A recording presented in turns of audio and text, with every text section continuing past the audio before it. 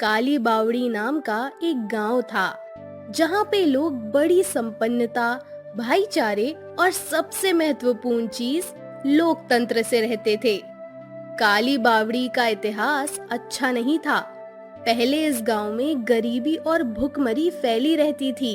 तब एक नेता आया, राजेंद्र सिंह, जिसने इस शहर की दशा और दिशा ही बदल दी। काली बावड़ी के ही राजेंद्र सिंह जब यूके से पढ़ाई करके वापस लौटे, तो उन्होंने अपने गांव से अपना कर्ज मिटाने का सोचा और अपनी जिंदगी इसी की तरक्की में समर्पित कर दी। काली बावड़ी में 24 घंटे बिजली होती, पानी होता, सड़क बिन गड्ढों के थी और काली बावड़ी में अपराध ना के बराबर था। लेकिन राजेंद्र सिंह ने अपने गांव वासियों को तब भी ये आदत डाली थी कि वो उन्हें और सुधार करने के सुझाव दें, उन्हें उनकी गलतियां बताएं। वो हर वाजिब सुझाव को सुनेंगे और उस पे काम करेंगे। एक दिन बाहर के गांव से काली बावड़ी पे दुश्मनों का हमला हुआ। उसमें राजेंद्र सिंह को मार दिया गया। अब राजेंद्र के बाद उनका बेटा राघवेंद्र सिंह गांव का मुखिया बना। राघवेंद्र के शासन में गांव पहले से भी ज्यादा संपन्न और लोकतांत्रिक हुआ। मगर हर सुबह की एक शाम होती है, वैसे ही काली बावड़ी में भी एक दिन बदलाव ने दस्तक दी। गांव में एक नया नेता आया। उसका नाम आनंद चौहान था। एक बार आनंद सड़क से गुजर रहा था, तो उसने देखा कि गांव के कुछ लोगों की भीड़ जमा है। उसने उन्हें देखते ही कहा, अरे अरे अरे, क्या हाल हो गया है मेरे गांव का।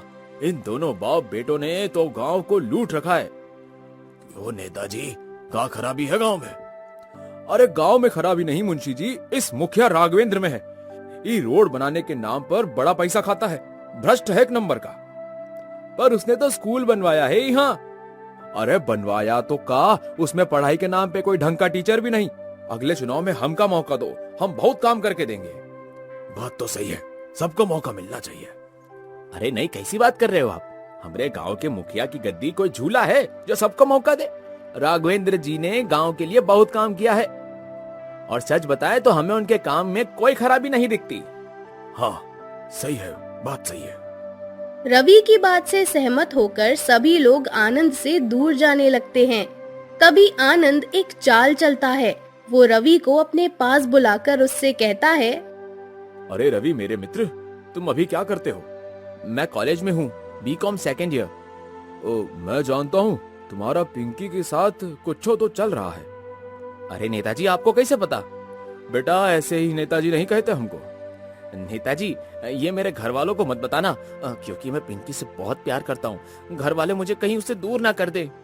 अरे मत घबराओ मत घबराओ, हम तो तुम्हारे गांव वालों का भला ही सोचते हैं भाई। ऐसे थोड़ी किसी के प्रेम कहानी का विलन बनेंगे। अच्छा सुनो, तुम नहीं चाहते कि पिंकी को तुम स्कूटर की जगह एक अच्छी बुलेट पर घुमाओ और कॉलेज के लोगों के बीच अपनी इज्जत बढ़ाओ? हाँ हाँ नेताजी, ये तो मन करता है, पर हम बुलेट कहाँ से लाए? अरे ये कैसी बात करती बेटा, आपका अपना आनंद है ना। हम हमारे गांव के किसी आदमी को ऐसे उदास नहीं देख सकते बेटवा। हम गरीबी मिटाना जानते हैं, हम तुमको बुलेट दिलाएंगे। क्या नेताजी, आप हमको बुलेट दिलाएंगे? सच? नेताजी आप तो बहुत अच्छे इंसान निकले। वो तो बाद में पता चलेगा बेटवा। क्या बोले? अरे हम बोले कि हमारे गांव में कोई भी परेशान ना हो, ये हमारा संकल्प है। नेताजी की जय हो। पर नेताजी, हम आपका ये कर्ज कैसे चुकाएंगे? अरे तुमको कुछ नहीं करना है, बस हमारा ये संदेश पूरे गांव में फैलाना है कि राघवेंद्र को हटाना है, नेताजी को लाना है। राघवेंद्र के खिलाफ मोर्चा खुल चुका था।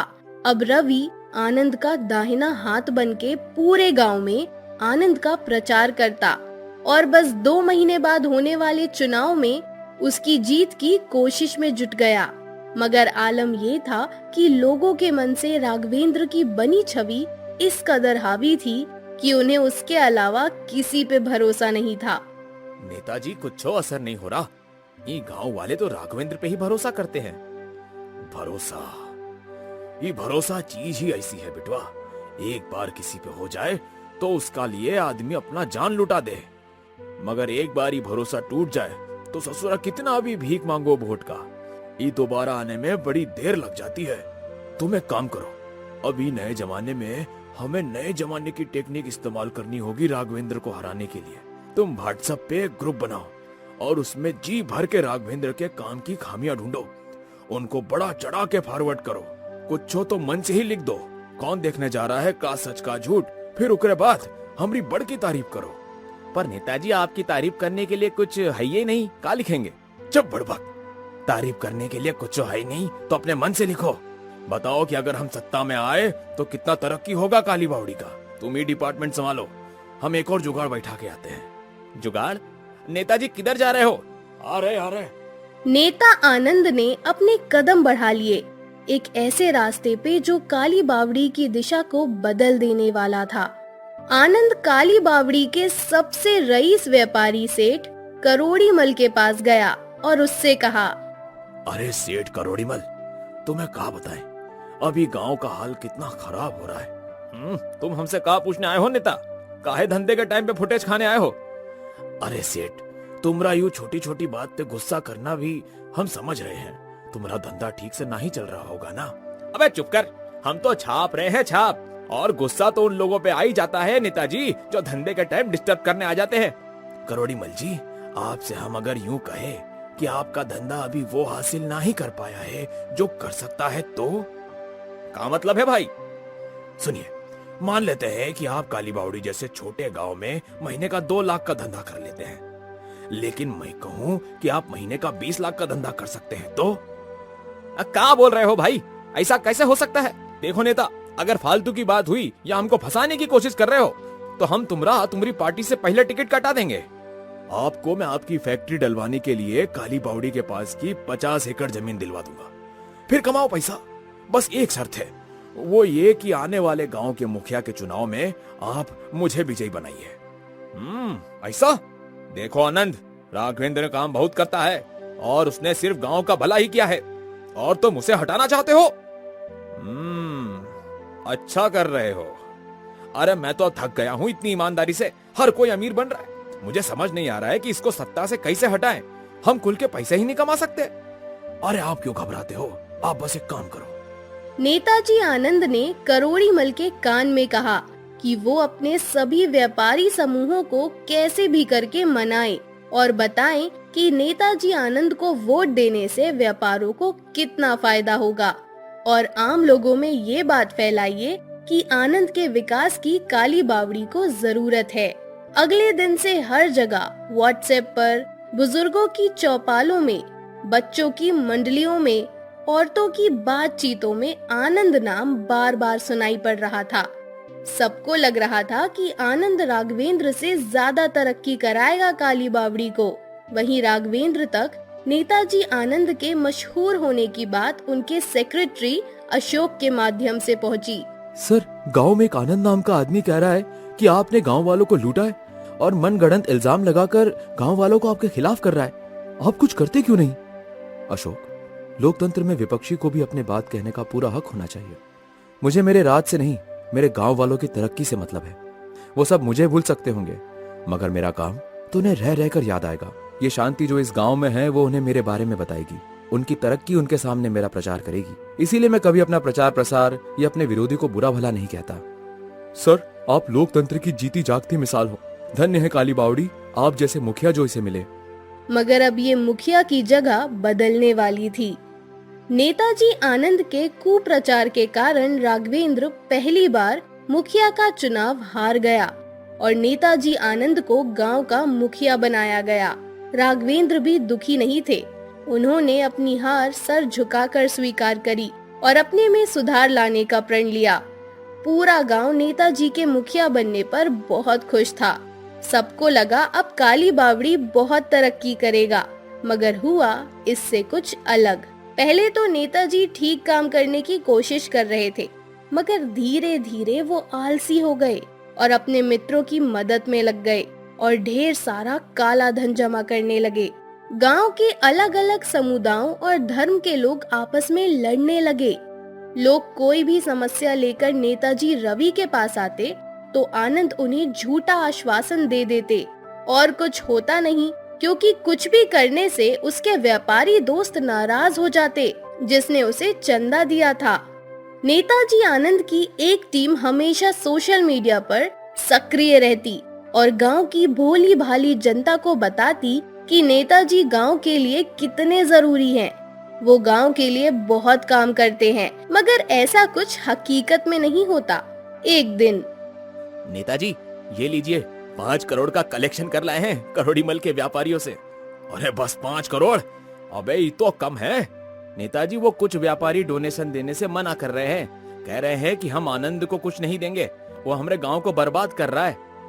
अरे इनको बर्बाद हम बताते हैं। लिस्ट बनाओ जिस जिसने हमको चंदा नहीं दिया, उन सब पे पुलिस की जांच बैठाओ और उन्हें जेल में डलवाओ। ठीक है नेताजी। तब से जो भी नेताजी आनंद के खिलाफ आवाज उठाता, जेल में बंद कर दिया जाता। राघवेंद्र को जब पता चला कि नेताजी आनंद ने गांव को 50 साल पीछे ला खड़ा कर दिया है और गांव में गरीबी, बेरोजगारी बढ़ने के कारण लोग अब चोरी करने पर उतर आए हैं और आनंद की पैरवी करने पर उन्हें जेल में छोड़ दिया जा रहा है, तो उनसे रहा नहीं गया। उन्होंने नेताजी के खिलाफ मोर्चा खोला। वो एक दिन अपने समर्थकों के साथ बीच चौराहे पर जाकर गांव वालों से चीख चीख कर कहने लगे, ये गांव के मुखिया आनंद ने हमरे गांव का बहुत बुरा हाल कर दिया है। देखो कितनी बेरोजगारी और अपराध बढ़ गया है। भाईचारे की मिसाल काली बावड़ी अब नफरत की जगह बन गया है। हमको इसे रोकना होगा गांव वालों, ये हम नहीं सहेंगे। बोलो गांव वालों, मेरा साथ दोगे या नहीं? तभी भीड़ में से रवि आकर बीच में से कहता है, नहीं देंगे। देखो देखो गांव वालों, ये काली बावड़ी को नफरत की जगह कह रहा है। जिस जगह रहता है उसी की बुराई कर रहा है। इन्हें लोकतंत्र में बहुत छूट मिली है तो कुछ भी बोलते हैं। हाँ ये गलत है, ये गलत है, ऐसा कहना गलत है, तुम देशद्रोही हो। तभी रवि अपनी पुलिस को लेकर आता है और वो राघवेंद्र को राजद्रोह और पब्लिक में आक्रोश फैलाने के इल्जाम में जेल में डाल दिया जाता है। राघवेंद्र जेल में बैठे बैठे सोचता है, मैं देशद्रोही जिसने अपने पिता को इस धरती की सेवा में खोया और अपनी पूरी जिंदगी इस जगह की समृद्धि और खुशहाली में लगा दी। मैं देशद्रोही। वहीं दूसरी तरफ नेताजी आनंद के घर पार्टी चल रही होती है। तभी वो कहता है, वाह बेटे रवि, तुमने आज साबित कर दिया कि भोली भाली जनता को कैसे किसी के खिलाफ भड़काना है। अब हमरा कोई भी दुश्मन बाहर नहीं। अब इस गांव पे हम हमेशा राज करेंगे और खूब पैसा कमाएंगे। कोई आगे पीछे तो है नहीं हमरे, तो हमें पैसे के बल पे दुनिया का सबसे ताकतवर इंसान बनना है। लेकिन जैसे हर सुबह की शाम होती है, वैसे ही हर शाम की एक सुबह भी आती है। मैं लोगों को मिल के नहीं, लेकिन उन तक चिट्ठी लिखकर तो अपना संदेश पहुंचा सकता हूँ, मगर ऐसे नहीं, एक गीत के माध्यम से। राघवेंद्र ने अपने पुराने सेक्रेटरी अशोक को बुलाया और अशोक राघवेंद्र के लिखे गीत को गाने बजाने वालों के साथ सभी लोगों में पहुंचाता। सभी उस पे झूमते और उन गानों के बोल के माध्यम से उन्हें जागरूक और अपने अधिकार के बारे में बताया जाता। किस्मत से इस सब का नेताजी रवि और उसके साथियों को पता ही नहीं चलता। धीरे धीरे करके काली बावड़ी के लोग पहले से जागरूक होने लगे। फिर वक्त आया 5 साल बाद चुनाव का। अभी भी जेल में बैठे राघवेंद्र ने अशोक को चुनाव में खड़ा होने को कहा और गांव वालों में वही गीत के माध्यम से वोट की अहमियत बताई। उन्होंने अब भी अपना प्रचार नहीं किया।